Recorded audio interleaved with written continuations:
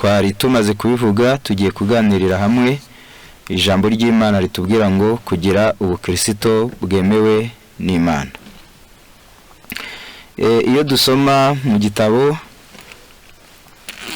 cy'urwandiko rwa kabiri rwa Timoteyo igice cya kabiri, turasoma ku murongo wa 15.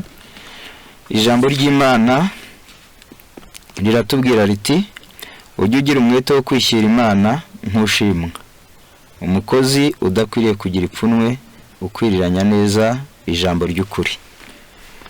Muri aya magambo dusomye, aho turi buze kwibanda cyane, n'aya magambo atubwira ngo ujye ugira umwete wo kwishyira Imana nk'ushimwa. Kubera iki? Twese duharanira kujya mu ijuru. Abantu bavuga ko dusenga, abenshi intego aba ari ukujya mu ijuru. Iyo umuntu azi umugambi, aba ari ukugira ngo umuntu abone agakiza kandi azajye mu ijuru. Ijuru rero ritangwa n'Imana, ni iryayo. Kugira ngo umuntu azemererwe kujya mu ijuru ni ukuba yaranejeje Imana, kandi ubukristo bwe Imana yarabwemeye ikabuhamya, ikabushyiraho ikimenyetso cyo kubwemera. Niyo mpamvu ijambo ry'Imana ritubwira ngo dukwiriye kugira umwete wo kwishyira Imana nk'abantu bashimwa nayo. Mu gitabo cy'inyandiko z'ibanze, urupapuro rwa 47, ijambo ry'Imana riratubwira ngo ntabwo ari ikintu cyoroshye kuba umukristo, ntago ari ikintu cyoroshye kuba umuntu w'Imana, kandi ntabwo ari ikintu cyoroshye kwemerwa nayo. Ni ibintu bitatu bikomeye: kuba umukristo, kwemerwa n'Imana, kuba umuntu w'Imana. Ibyo bintu bitatu ntago byoroshye. Bisaba rero kugira ibi bintu bikurikira muri izi ngingo zigiye kudufasha muri uku kugira ubukristo bwemewe n'Imana. Icya mbere, kwizera gushyitse no gukunda ijambo ry'Imana mu buryo bwimbitse. Kugira ngo umuntu abe umukristo, aba agomba kugira kwizera gushyitse no gukunda ijambo ry'Imana mu buryo bwimbitse. Icya kabiri ni ukugira umutima ubasha kwisuzuma kugira ngo ubashe kumenya amafuti yawe. Icya gatatu ni ukugira umutima wihana, ugasaba imbabazi, ukaba umuntu wiyoroshya, ugasaba imbabazi aho wakosheje, mbese ukamenya kwikiranura bitagoranye. Icya kane ni ukugira umutima ubabarira abandi, kuko nawe ushobora kuzagira abaguhemukira, kandi koko mu isi barahari. Ubukristo Imana yemera bugizwe no kugira umutima ubabarira abandi. Icya gatanu ni ugukunda no gusohoza inshingano zikureba.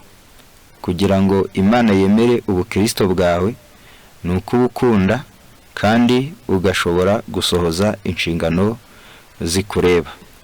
Icya gatanu ni ukudacika intege uri mu ngorane, kwemera kunyura mu bigeragezo utagize igikuba, ukaba umuntu ubasha kwihanganira ibigeragezo, ntube umuntu ubyivovoteramo. Icyo ni icya gatandatu. Noneho icya karindwi ni uko uba ugomba gukomeza ibyiringiro. Gukomeza ibyiringiro. Ngizi ingingo tugiye kuganiraho, nubwo hari n'izindi zishobora kuboneka, ariko turaba tuganiye kuri izi ngizi kugira ngo ubukristo bwacu bubashe kwemerwa n'Imana. Kugira ngo Imana ikwemere, nuko umuntu agomba kwizera kandi agakunda ijambo ry'Imana. Igitabo cy'Abaroma, hari amagambo twifuza gusomamo ajyaniranye n'iyi ngingo yo kwizera, kugira ngo Imana ibashe gukunda ubukristo bwawe ibwemere, nuko uba ugomba kugira kwizera kukorera mu mutima. Abaroma 10 umurongo waho turasoma n'uwa 9 n'uwa 10. Niwatuza akanwa kawe yuko Yesu ari umwami, ukizera mu mutima wawe yuko Imana yamuzuye, uzakizwa. Kuko umutima ari wo umuntu yizeza akabarwaho gukiranuka, kandi akanwa akaba ariko yatuza agakizwa. Niwizera mu mutima wawe yuko Yesu Kristo ari umwami, kandi ukatuza akanwa kawe ko Imana yamuzuye, uzakizwa. Dukwiriye kuba abantu bizera tukikuramo kutizera. Hari abantu benshi bananiwe gusingira iby'Imana, gusingira amasezerano yayo kubera kubura kwizera. Twebwe rero dukwiriye kuba abantu bizera. Yesu yabajije ikibazo gikomeye, arabaza ngo mbese umwana w'umuntu naza azasanga kwizera kukiri mu isi?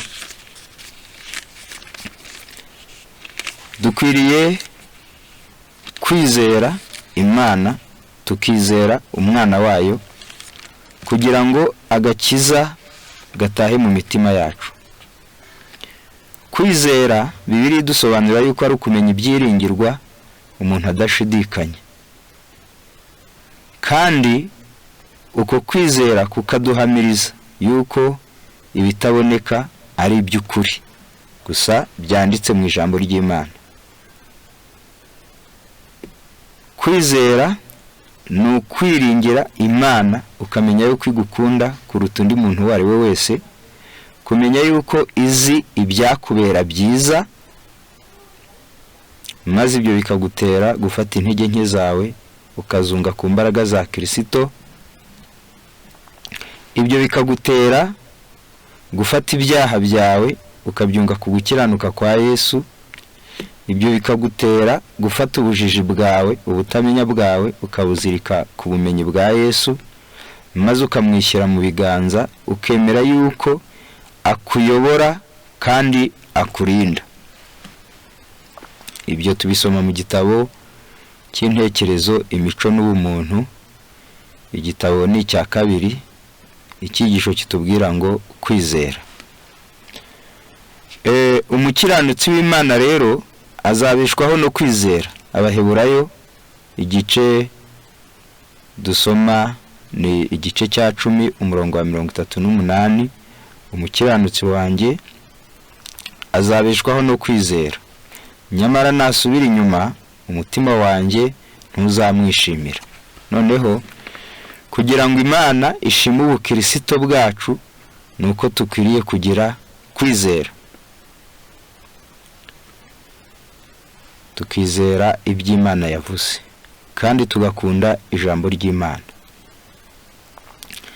Abantu benshi bajya bibeshya ko bizera ariko bagira umugabane umwe w'ijambo ry'Imana banga, cyangwa se bagira uwo bashyiramo intege nke.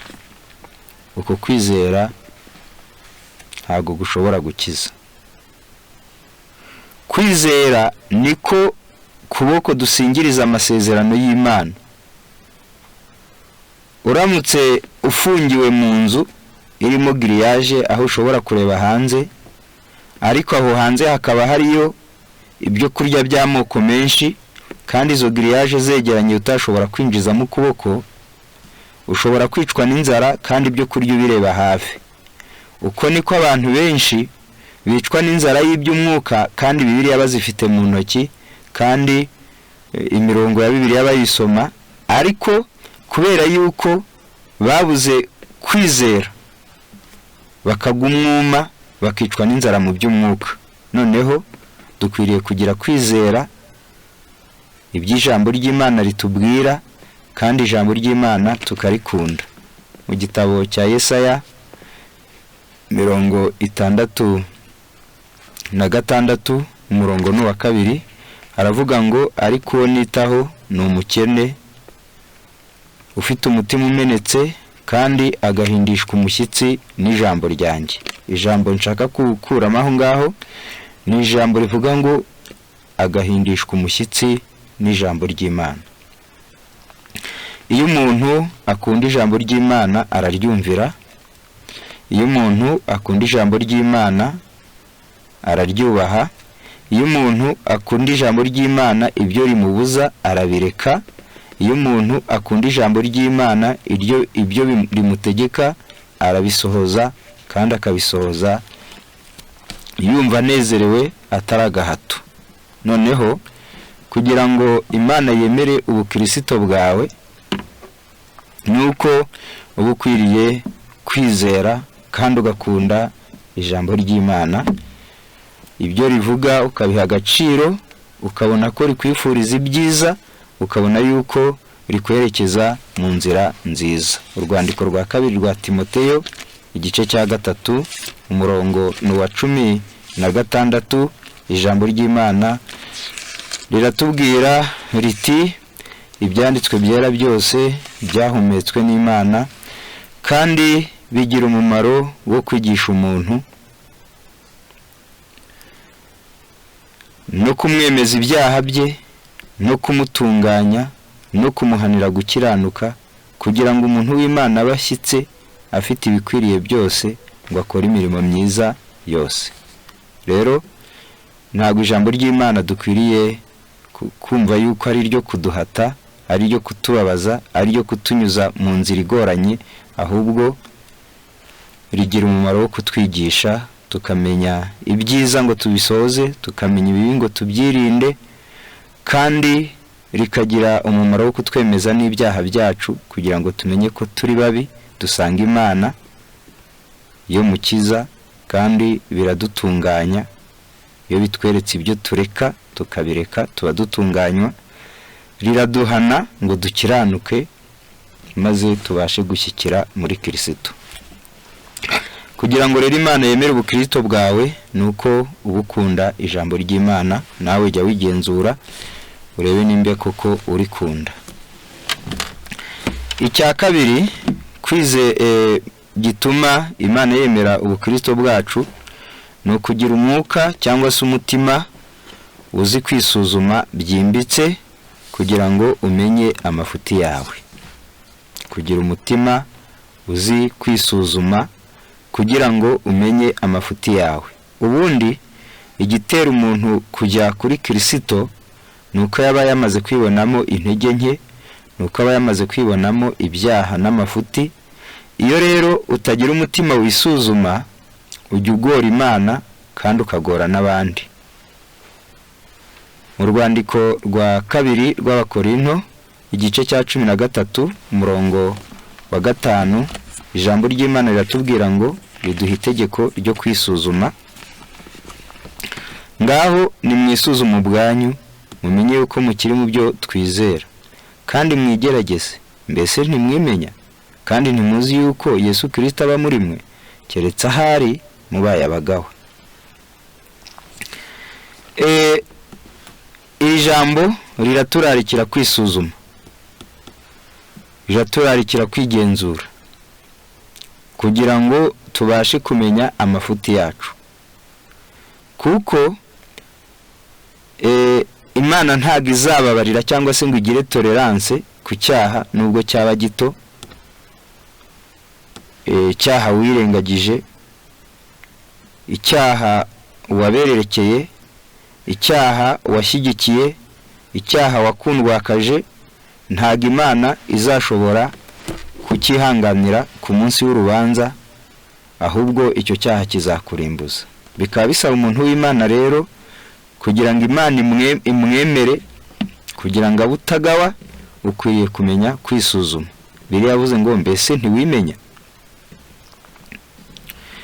Nkuko nari maze kubivuga, iyo umuntu atimenya, atazi kwisuzuma ngo yimenye, agora Imana kugira ngo ibashe kugira aho imufasha kandi atabashije kuhareba, biragora. Ni nayo mpamvu rimwe na rimwe cyangwa se ibihe byinshi Imana ijya ikoresha inzira zatuma nibura ibyo bibi byacu tubimenya. Ikoresha umutima nama, yohereza umwuka wayo ngo agufashe kwigenzura. Iyo byanze hari igihe ijya yemera yuko hagira abantu babibona, babavandimwe b'inshuti, kugira ngo bagufashe. Iyo ukomeje kwanga hari n'igihe byereka n'abanzi ngo wenda babitarange, kuko izo nzira zindi zananiranye. Noneho birakwiriye ngo tujye tuba abantu bazi kwigenzura. Turafata urugero ku mugaragu w'Imana Eliya mu gitabo cyitwa guhamagarwa kwacu gukomeye. Umuntu w'Imana Eliya yakoze umurimo ukomeye. Turasoma ku rupapuro rw'133. Yakoze umurimo ukomeye wo guhagararira Imana mu gihe kirekire, ndetse Imana yaramwumvaga igihe yasengaga ngo imvura imare imyaka 3 n'igice itagwa. Byarabaye, ariko n'igihe yasengaga ngo imvura igwe nabyo ntibyagoranye umwanya munini. Imana yaramwumviraga. Imana yamuhaye imbaraga n'ubushizi bw'amanga bwo guhagarara imbere y'Isirayeli yigometse igakurikira Bali na Ashera. Imana yamuhaye imbaraga n'ubutwari byo guhagarara kugira ngo abashe kurimbura abahanuzi ba Bali n'abashera 850. Murumva yuko yari umuntu ukomeye kandi Imana yemera. Ariko igihe kimwe ubwo mu mutima we hadukagamo kwandura, Imana ntago yamwumvisha atari yisuzuma ngo abashe gukuramo ibyaha bye. Haranditse ngo ca bugufi usengane gushinyiriza, niko ikigwa kivuga. Dore Eliya yari umuntu umeze nkatwe, asaba cyane ko imvura itagwa. Imvura imara imyaka 3 n'amezi 6 itagwa. Arongera arasenga, nuko ijuru rigusha imvura, ubutaka bumeza imyaka yabwo. Yakobo 5:17 kugeza 18. Mu nararibonye ya Eliya dukuramo ibyigisho by'ingenzi. Igihe yari ku musozi Karumeli yasenze asaba imvura.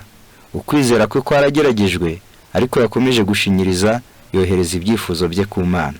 Hepfo umugaragu wa Eliya, ubwo yari afite umugaragu, yitegerezaga igihe Eliya yasengaga.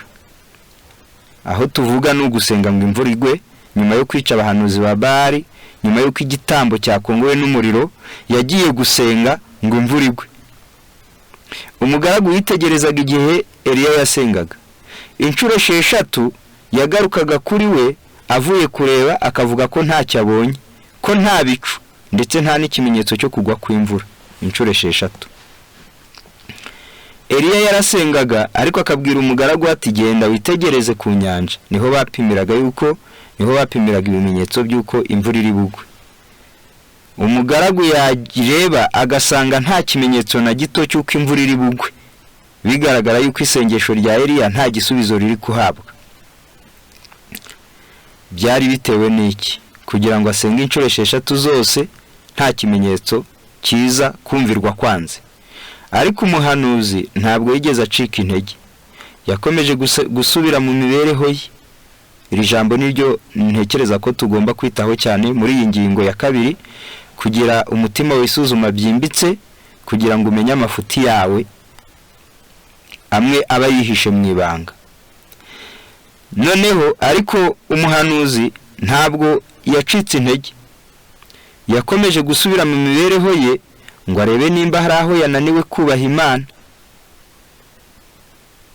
Utarugawa n'abantu, wabonekaga ko ari igihangange mu kwizera, wabonekaga yuko ari umunyembaraga mu gukorera Imana, ariko nawe yatekereje yuko ashobora kuba hari ahantu yagize intege nkeya, hari ahantu Satani yaba yamwinjiriye, hari ahantu ashobora kuba yananiwe kubaha Imana.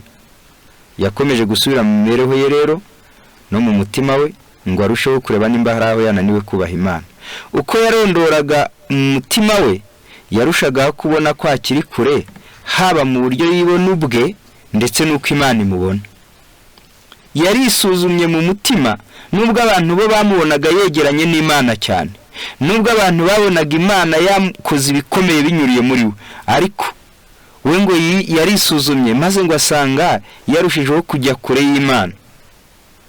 Byasaga nkaho kuri we yibona ko ntacyo ari cyo, kandi ko Imana ari byose, kandi ubwo yari ageze ku rugero rwo gutandukana n'inaringe, ubwo bivuga yuko inaringe yari yinjiye mu mutima itewe n'intsinzi yabonye, igihe yari amaze kwizirika ku mucunguzi nk'imbaraga ze rukumbi, ubwo bigaragara yuko hari ukuntu yageze akagira akantu ko kwiringira muri we, ariko amaze kubona yagiye kure aravuga ati reka ngaruke nizirike ku mucunguzi nk'imbaraga zanjye rukumbi, no gukiranuka kwe bigaragara yuko yari yishingikirije ku byo yakiranutsemo. Igisubizo cyarabonetse. Ndasubira muri izi nteruro nyisomye nyihuje. Byasaga nkaho kuri we yibona ko ari ntacyo ari cyo, oya reka mpere haruguru, uko yarondoraga mu mutima we yarushagaho kubona ko akiri kure y'Imana, haba mu buryo yibona ndetse n'uburyo Imana imubona.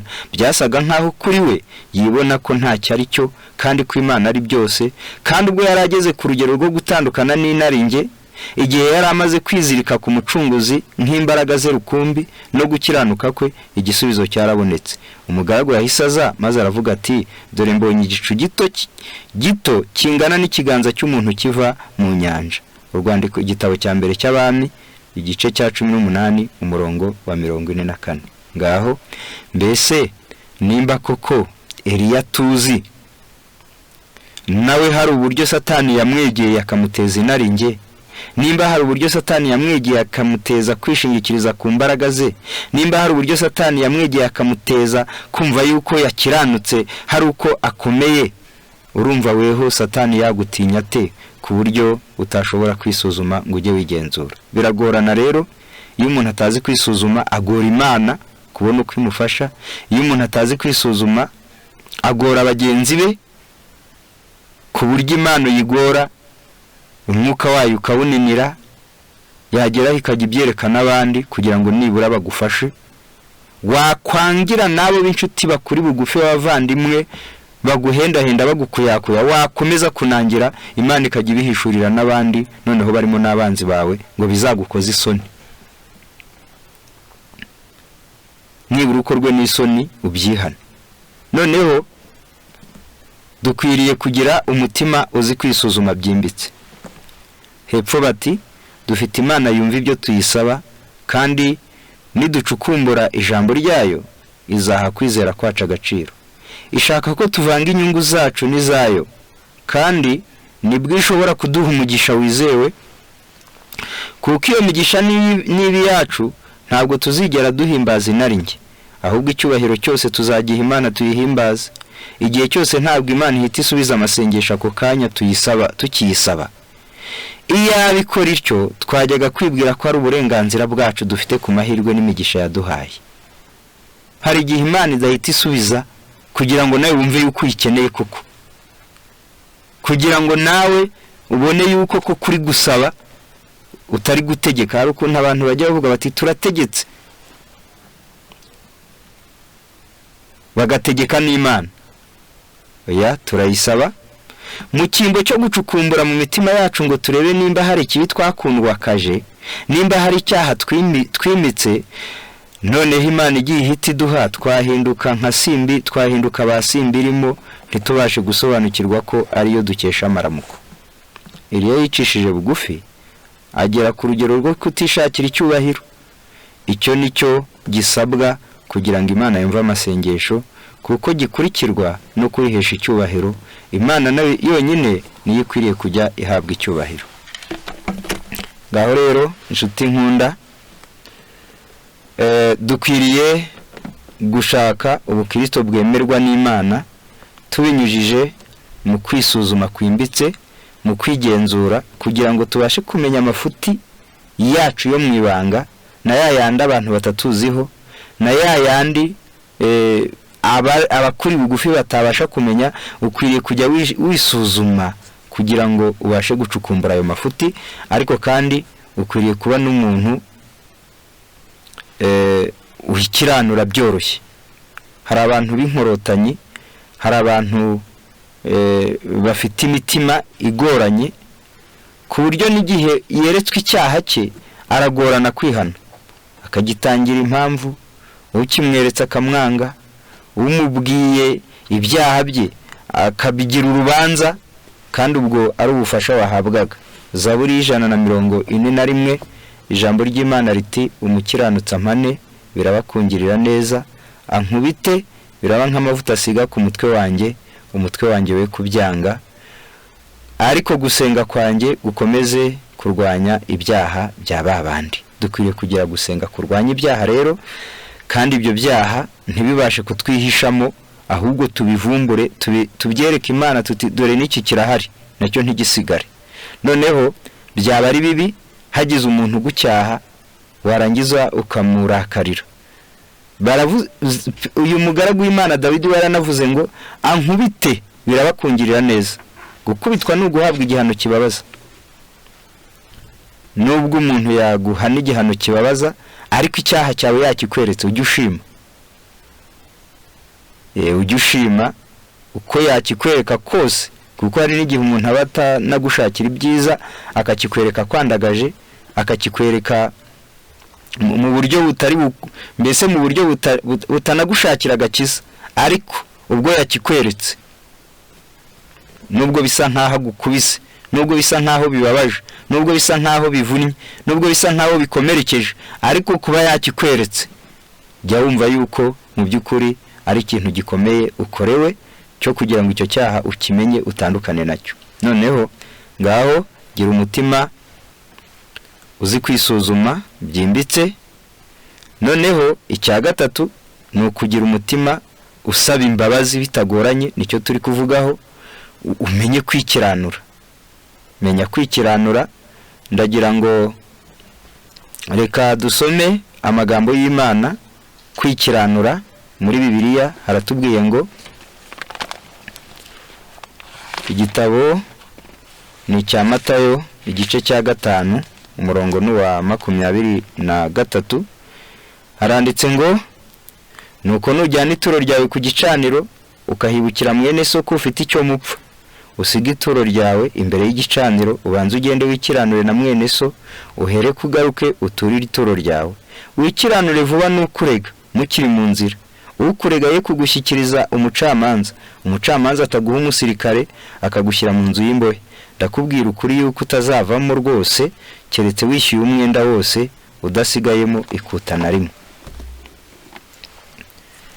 Aha bavuze kujyana ituro ku gicaniro ni igihe ufite ikintu cyose ugiye gukorera Imana, yaba ari ukuririmba, yaba ari ukuvuga ijambo ryayo, yaba ari ukurisoma, yaba ari ukurisomera abandi, yaba ari ugutanga icya 10, yaba ari ukuza mu isabato mu materaniro. Ijambo ry'Imana riratubwiye ngo igihe cyose umuntu agiye mu by'Imana byera, yarakwiye kubanza yakwisuzuma kugira ngo arebe nimba nawe yera, Imana yamwemera, nimba iryo turo Imana yaryishimira.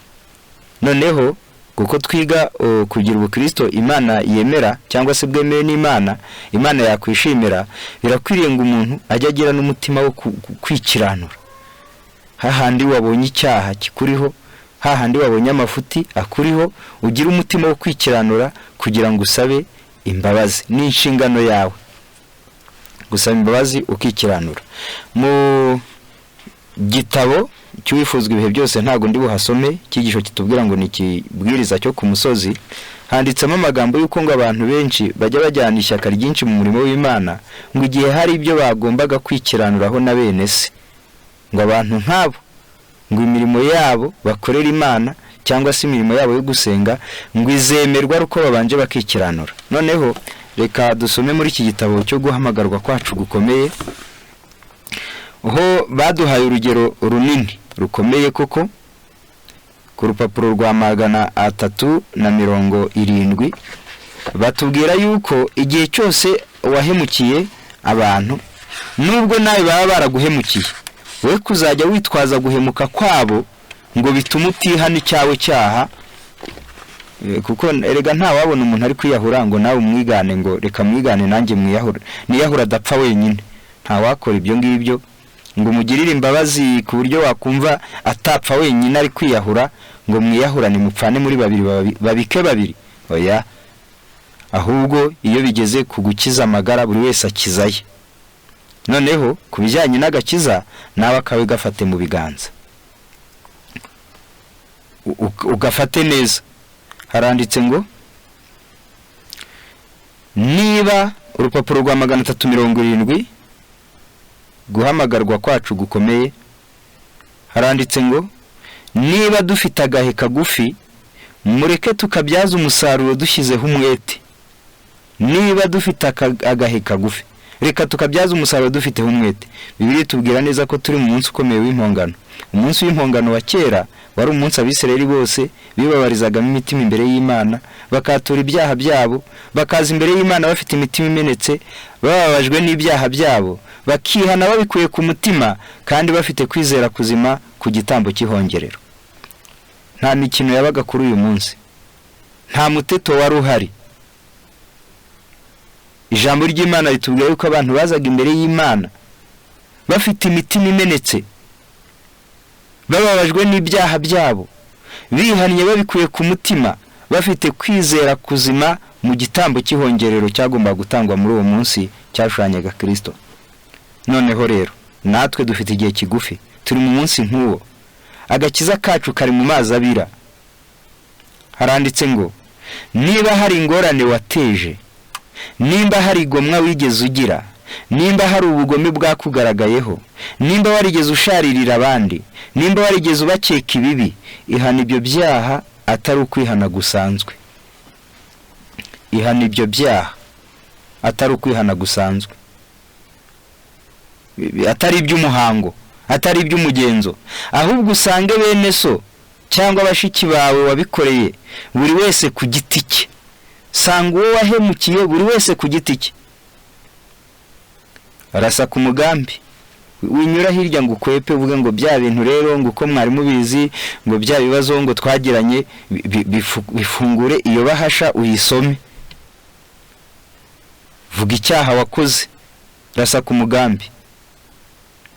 Nimba waramututse mubwiye ngo naragututse mbabarira, nimba waramubeshye cyangwa ukamubeshyera mubwiye ngo narakubeshyeye mbabarira. Nuko urase ku mugambi. Niba wakoze ifuti rimwe abandi bakagukorera amafuti 20, watura iryawe rimwe nk'aho ari wowe nyirabayazana wa byose.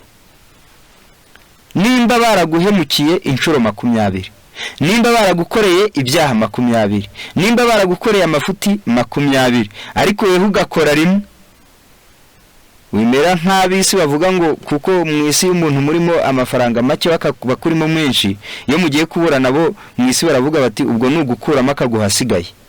Ntago mu by'umwuka ari uko bimeze. Buri muntu wese azazira ibye, buri wese azabazwa ibye. Dosiye yizigukwe batitaye ku yundi, ahubwo yawe ariyo bagezeho nyine. Noneho haranditse ngo nimba rero baragukoreye ibyaha 20 cyangwa amafuti 20, wewe ukabakorera rimwe, watura iryo ryawe rimwe nk'aho ari weho nyirabayazana wa byose. Bafate mu kiganza kandi ureke umutima wawe woroshywe n'imbaraga y'umwuka w'Imana. Jya wemera umwuka koroshye. Gukora icyaha ugakomeza kugira igabo, gukora icyaha ugakomeza kugira isumbwe, gukora icyaha ugakomeza kwishyira hejuru, gukora icyaha ugakomeza kwiyamamaza, gukora icyaha ukagira ngo nta kibazo cyavutse, oya bireke. Ahubwo ngo emera umwuka w'Imana agucishe bugufi. Bafate mu kiganza kandi ureke umutima wawe woroshywe n'imbaraga y'umwuka w'Imana, maze uvuga uti mbese mwaba mumbabariye. Uhave nawe wumvishe ko bakubabariye, wumve nawe ukeneye kumva ko uhavuye bakubabariye bakwakiriye. Ubabwira uti ntabwo nigeze nkwitwaraho neza. Wongera uti nshaka kwikiranura nawe ku bitaragenze neza byose, kugira ngo hatagira ikibi kinyandikwaho mu bitabo byo mu ijuru. Nshaka ko imbere y'izina ryanjye haba hera. Mbese nubikora utyo utekereza yuko ari nde wakwanga kukubabarira? Ariko ikibabaje hari ubukonje n'ubunenganenzi bwinshi. Abantu benshi baravuga bati ntago mbyitayeho, no mu bavuga yuko ari abigishwa ba Kristo. Noneho bavandimwe, birakwiriye kugira ngo tubashe kugira umutima woroha mu kwihana no gusaba imbabazi. Wemera umwuka wera koroshye, kuko Bibiliya tubwira ngo bamaze gukora ibizira ngo ntibakorwa n'isoni. jya wemera umwuka wera koroshye, wumva ibyaha byawe biteje ikibazo, wumva ibyaha byawe bigoranye, wumva ibyaha byawe bivunanye, maze noneho ubashe gusanga abo wahemukiye uba umuntu wemera kwikiranura, we kujya uba umuntu w'impambiranye kandi ufite ibyaha, nibwo Imana yabasha kwemera ubukristo bwawe. Muri iki gitabo ku rundi rupapuro ho rw'178 ho baravuze ngo nubwo umuntu yagukorera ibyaha 100, ngira ngo 100 ni umubare nawo ugaragaza igishyitse, nubwo yagukorera ibyaha byinshi, haranditse ngo nimba hari ingorane imwe, nimba hari ingingo imwe wakozeho ifuti, kabone nubwo we yaba yarakoze amafuti 100, kuraho iryo futi rimwe wakoze, umwugurura inzira abone uko agaruka. Nimba hari umuntu mufitanye ikibazo akaba yaragukoreye amafuti 100, we ukamukorera rimwe, kuraho iryo futi rimwe maze umwugururira inzira abone uko agaruka. Birashoboka ko iryo futi ari ryo ryahejeje umutima we kure. Mu kwicisha bugufi atura ifuti ryawe rimwe. Mbese umuntu yaragukoreye amafuti 100 udafite kwicisha bugufi, ntago byashoboka ko mujya imbere ngo umusabe imbabazi. Bisaba ko ugira umwuka mwinshi wo kwicisha bugufi.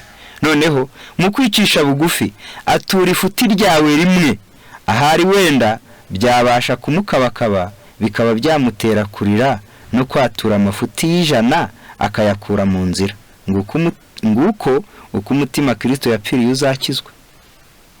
Ushobora kuvuga uti naragerageje gukiza uyu nuriya, ariko nta kindi bankoreye usibye kunkomeretsa, kubw'ibyo sinzongera na rimwe kugerageza kubafasha. Ariko ntugacibwe intege nuko badahise bagaruka mu rwuri ako kanya. Komeza gusanga bagenzi bawe bapfa, komeza gusanga bagenzi bawe bapfa bakuzungurutse, uzasarura nutagwisari. Noneho ijambo ry'Imana ritweretse yuko niyo umuntu yaba yaragukoreye amafuti 100, we ukamukorera rimwe ngo musange, usaba Imana iguha umwuka wo kwicisha bugufi mwinshi, kugira ngo wature iryo futi rimwe, ahari rishobora kuba ari ryo ryamukingiraniye kure. Kuko ni watura iryo ryawe rimwe, uzaba ukijije 2 icyarimwe. Icya mbere uzaba wikijije weho kuko ryari kuzakurimbuza.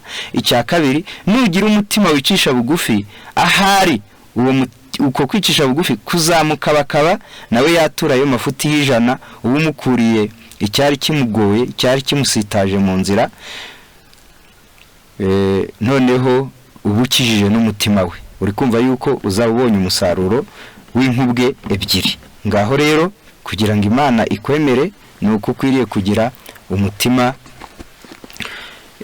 uzi kwikiranura byoroheje, utagoranye, ahubwo ukikiranura vuba. Icya kane, ugomba kugira n'umutima ubabarira. Ni bisanzwe yuko tubana n'abantu ubuntu, abantu batari abamarayika. Yewe n'umugabo wawe w'umubwiriza w'umukristo nawe ni umuntu, haraho Satani agera akamutega kandi agasitara. Ibyo ukwiriye kubimenya.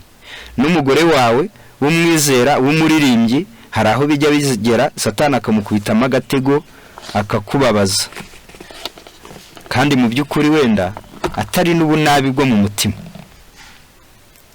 N'umuvandimwe wawe birashoboka yuko hari ifuti yagukorera, umwizera mu itorero musengana ashobora kugira icyaguhemukiraho. Ukwiriye kugira umutima ubabarira kugira ngo Imana ikwemere. Ibyo byanditse yuko igihe tuba dusenga tukibuka ko hari abantu banaduhemukiye, ngo dukwiriye kujya tunababarira. Niko Yesu yavuze. Ibyo bivuze mu gitabo cya Mariko,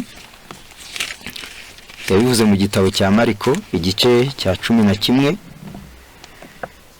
aho nsoma 25, kandi nimuhagarara musenga. Ni igihe umuntu ari mu masengesho, si ugusenga ahagaze bivugwa, ahubwo ni igihe umuntu ari muri uwo mwanya wo gusenga, hakaba hari umuntu wabagiriye nabi, mumubabarire kugira ngo so mu ijuru nawe abababarire ibyaha byanyu. ariko nimutababarira abandi, na so wo mu ijuru nawe ntazabababarira ibyaha byanyu. Aya magambo ngira ngo arumvikana neza, kuko natwe dusanzwe ducumura, ntago dukwiye kwirengagiza abaducumuraho. Turacumura tugakenera imbabazi z'Imana, dukwiriye kujya twemera natwe gutanga imbabazi ku baduhemukiye. Mu gitabo cy'Abakolosayi igice cya 3 umurongo wa 12 n'uwa 13, ijambo ry'Imana ritubwira aya magambo akurikira. Abakolosayi igice ni cya 3, turigana amagambo atubwira ngo kugira ubukristo bwemerwa n'Imana. Haranditse ngo nuko nkuko bikwiriye intore z'Imana zera kandi zikundwa, mwambara umutima w'imbabazi n'ineza no kwicisha bugufi no kugira neza n'ubugwaneza no kwihangana, mwihanganirana kandi mubabarirana ibyaha uko umuntu agize icyapfa n'undi, nk'uko umwami wacu yababariye aba ariko namwe mubabarirana.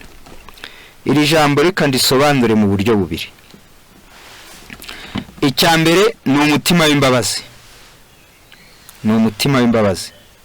Umutima w'imbabazi ni umutima utahura akaga umuntu arimo nubwo yaba yaguhemukiye. Mu nkundire ntanga urugero wenda rwadufasha kumva iki kintu neza. Umubyeyi ufite umwana, uramutse wagiye mu mirimo yawe ukaba wasize umwana mu rugo w'imyaka wenda nka 14, 15, bajya bakunda gukubaganya ibintu bageze mu bugimbi mu rugo, ukaba wari ufite ibintu by'agaciro mu nzu, uyu mwana agacokoza umuriro w'amashanyarazi, harangiza bigakora sirikwi, bigatwika ibiri mu nzu byose, ariko nawe bikamugiraho ingaruka ku buryo usanga wenda yabaye nk'uwazimiye, ari muri koma. Ikibazo, mbese wabanza kujya gukoresha televiziyo na radio, mbese ibyo bintu byari mu nzu nabyo wanaguze biguhenze, nibyo wabasha kurengera akaba ari byo ubasha kujya gukoresha utari wajya kuvuza umwana? Ngira ngo igisubizo cy'umubyeyi wari we wese ni ukwihutisha umwana kwa muganga, ibindi bikaza nyuma. Ikibazo, nimba wakwihutisha umwana kwa muganga kwari we wakubaganye, wamwihutisha ute kwa muganga ubu bitewe n'iki? Icyo kiba kibiguteye nicyo cyitwa umutima w'imbabazi. Uba wumva ibintu wazabishaka ariko umwana we ntiwapfa kumubona, nubwo wazabyara undi ariko ntiyaba ari wa wundi. Ariko televiziyo wajya mu mashopu ukayigura ihwanije ubushobozi na yayindi cyangwa inaruta yayindi, birashoboka, ariko ku mwana ntibyakunda. Icyo nshaka kuvuga ni iki ngiki: iyo umuntu yagukoreye icyaha niko ko hari ibintu aba yakwangiririsha. Wenda yagusebya, icyubahiro cyawe akacyangiriza, wenda yakwiba ubutunzi waruhiye akabuhombya, wenda yakubeshya agatuma ibyawe byangirika. Uko bisa kose iyo umuntu agukoreye icyaha hari ibyo aba kugoyeho, ariko uko byamera kose, uko yaguhombya kose, nawe abahombye ubugingo buhoraho kubera icyo cyaha. Umuntu w'Imana rero abakwiriye kugira uwo mutima ureba hirya y'ibyo dutunze mu isi, ahubwo ukareba hirya mu buzima bw'ahazaza, ukavuga uti uyu muntu arampemukiye ariko nawe ntago yisize, kuko ango mu 300, ariko nawe aramutse atihaniye yazabura ubugingo buhoraho, umutima ukazazimira byiteka. Kugira uwo mutima niwo Yesu yavuze yuko dukwiriye kuwugira. Niwo Pawulo atubwira ngo tugire, twambare uwo mutima w'imbabazi wo kubona kaga kugarije abandi, cyane cyane kubijyanye n'ubugingo bw'iteka, maze bitume noneho tugerageza kubafasha ngo bave muri ako kaga. Erega ubwo Yesu yavugaga ngo mugenzi wawe naguhemukira umusange umumenyesha icyaha wiherereye, ntago umugabane munini byari ukugira ngo ntago kwari ukugira ngo ugaruze ibyawe, ahubwo umugabane munini kwari ukugira ngo ugarure agakiza muri uwo muntu cyangwa umugarure mu gakiza. Igihe cyose umuntu yagiye gusanga mwene se atitaye kuri ako gakiza, kumugarura biragora, ugeraho nawe ugashukwa, ukageragezwa, ukarakara, nuko ugasanga umunyabyaha umusize kure y'Imana aho kugira ngo umufashe. Noneho dukwiriye kugira umutima w'imbabazi. Pawulo ati nk'uko umwami wacu yababariye, aba ariko namwe mujya mubabarirana. Muri iki gitabo n'ubundi cyo guhamagarwa kwacu gukomeye, urupapuro rw'176 harimo amagambo akomeye ajyaniranye n'iyi ngingo yo kubabarira. Kugira ngo Imana ikwemere, ukwiriye kujya babarira abandi. Reka dusome aya magambo. Kubabarira abandi dukwiriye nabyo kubyitaho. Mu rupapuro rw'176 ndumva ndi kuhagera, haranditse ngo twese dusabwa kwiga neza isomo rikomeye ryo kubabarira. Kubabarira ni isomo rikomeye twese dusabwa kwiga. Ikibi gikomeye cyane dushobora gukorera abandi ni ukwanga kubababarira igihe dutekereza yuko baduhemukiye mu buryo bwari bwo bwose. Ikibi gikomeye dushobora gukorera abandi ni ukwanga kubababarira igihe dutekereza yuko baduhemukiye mu buryo bwari bwo bwose. Ni ukwishyira mu kaga gakomeye ku muntu uvuga ko ari umukristo, kuko uko agirira bene se niko n'Imana yo mu ijuru izamugirira. Dukeneye kumenya imico ya Kristo mu rwego ruhanitse kandi mu buryo butandukanye n'ubw'abandi. Nshuti bakundwa, iyo umuntu atababarira abahemutse habiri, abahombeye habiri. Icya mbere, uwo mutima w'uwo muntu utababariye ubu uteye ikibazo, ariko nawe ubu uteye ikibazo ku gakiza kawe, kuko iyo utababarira abandi nawe ntubabarirwa. Noneho birakwiye ngo nimba ushaka kugira ubukristo bwemewe n'Imana, jya wiga kubabarira abandi, ugire uwo mutima w'imbabazi, usaba Imana kugira ngo iwugure. Icya gatanu ni ugukunda gusoza inshingano neza. Gukunda no gusoza inshingano neza. Umuntu yashyiriweho gukora ahabwa inshingano zitandukanye, zaba izo muri ubu buzima, zaba n'izo mu by'umwuka. Uko bisa kose umuntu yahawe inshingano agomba gukora. Iyo umuntu kugira ngo yemerwe n'Imana, nuko akwiriye guhagarara neza mu nshingano yahawe zimureba, Imana nayo ikamwemera.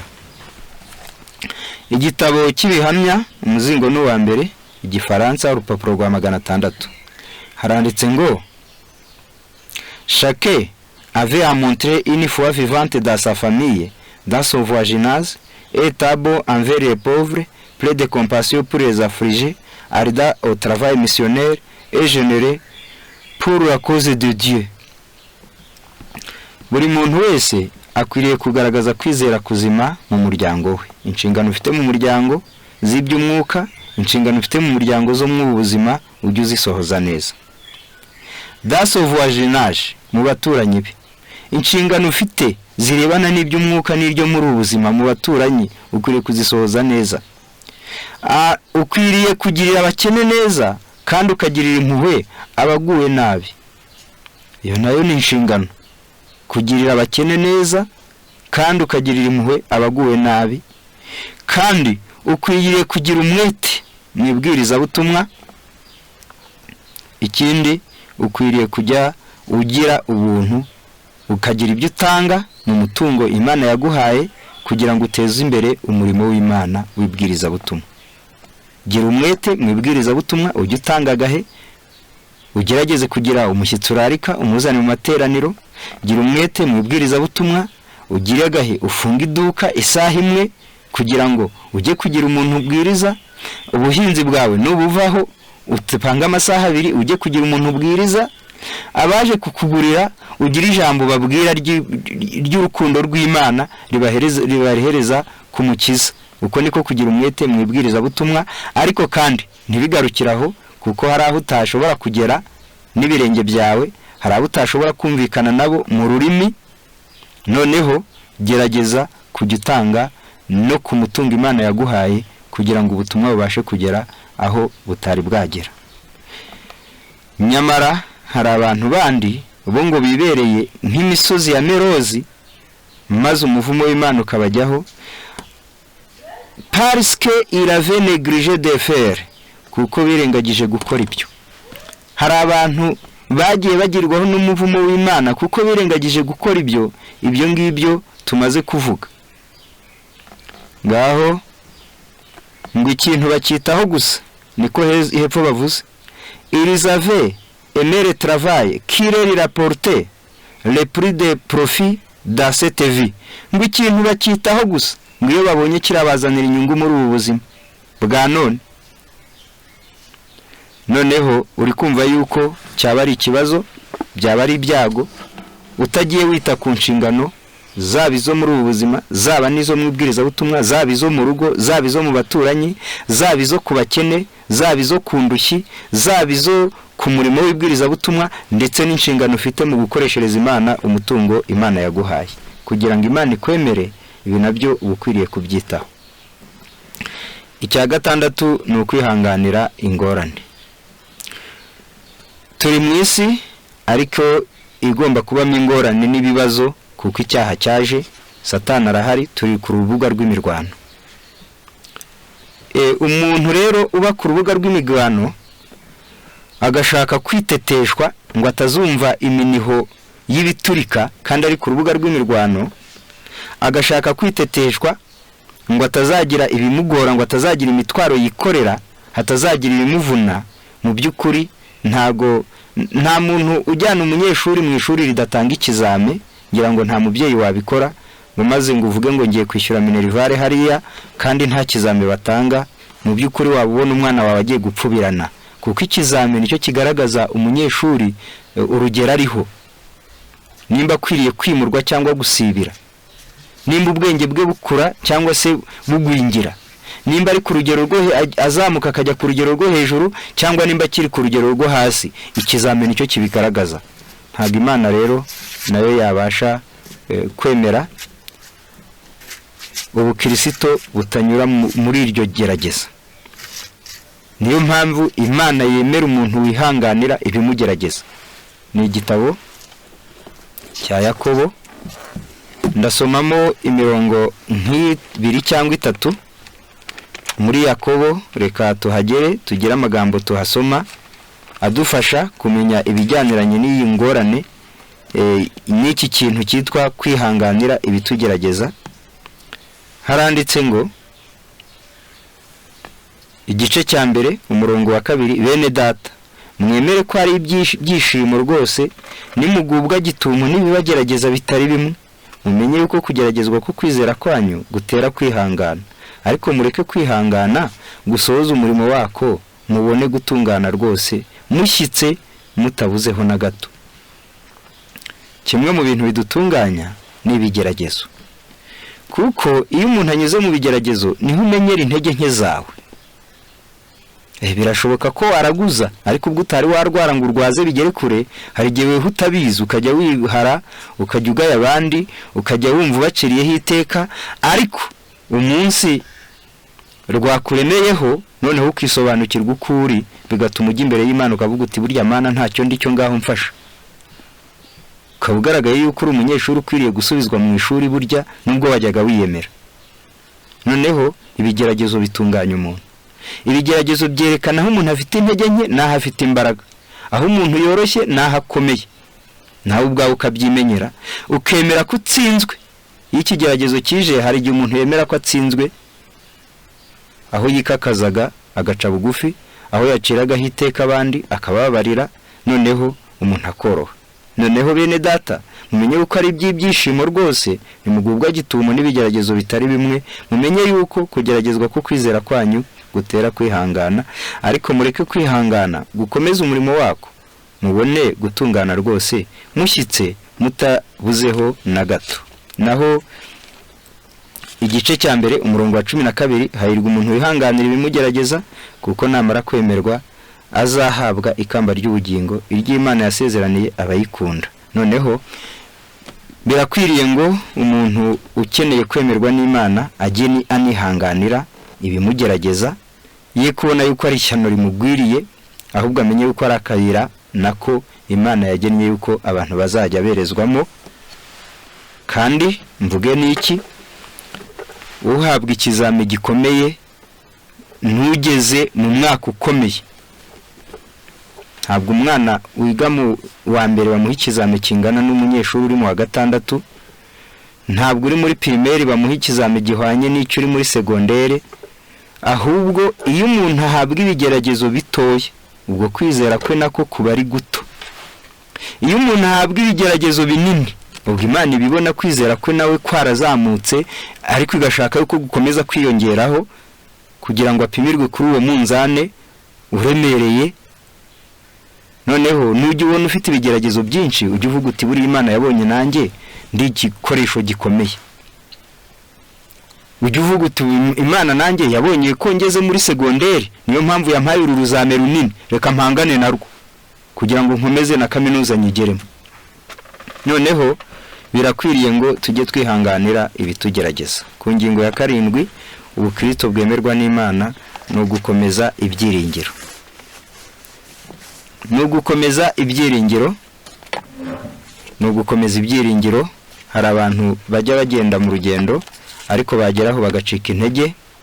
Iyo umuntu rero acitse intege ukagamburura, burya gukomera kwawe ntacyo kuba kukivuze. Iyo ibyiringiro bigushiranye, burya uba ushoje nabi. Birakwiriye kugira ngo dukomeze ibyiringiro maze tuzasoze neza.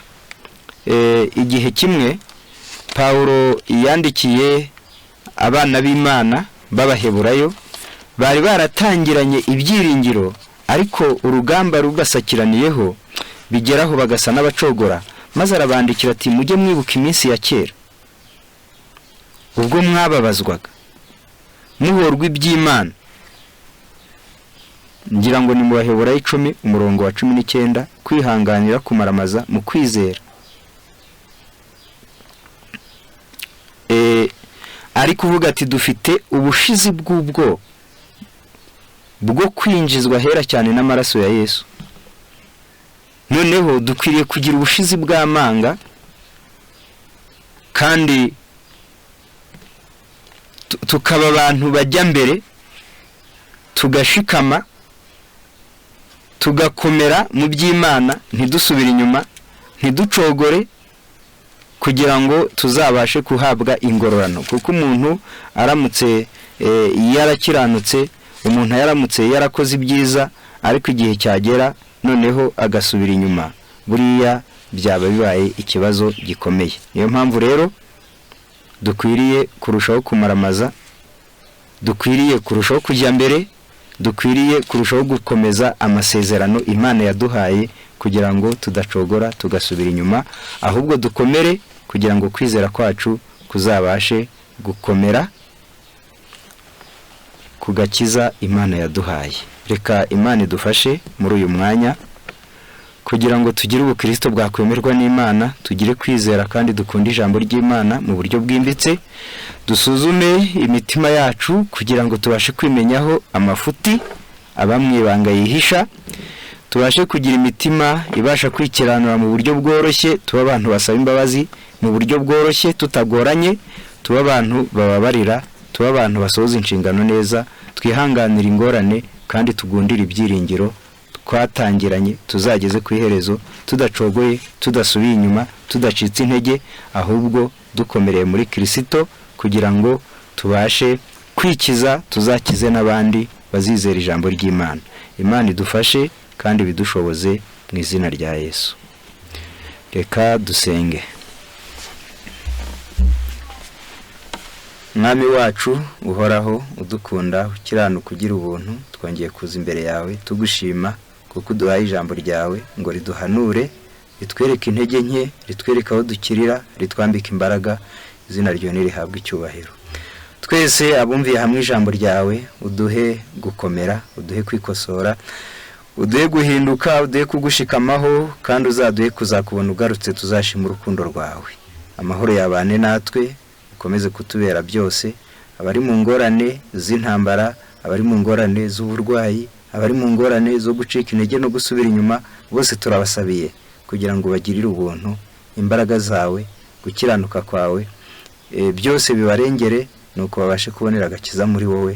Tubisabye twizeye mu izina rya Yesu. Amen.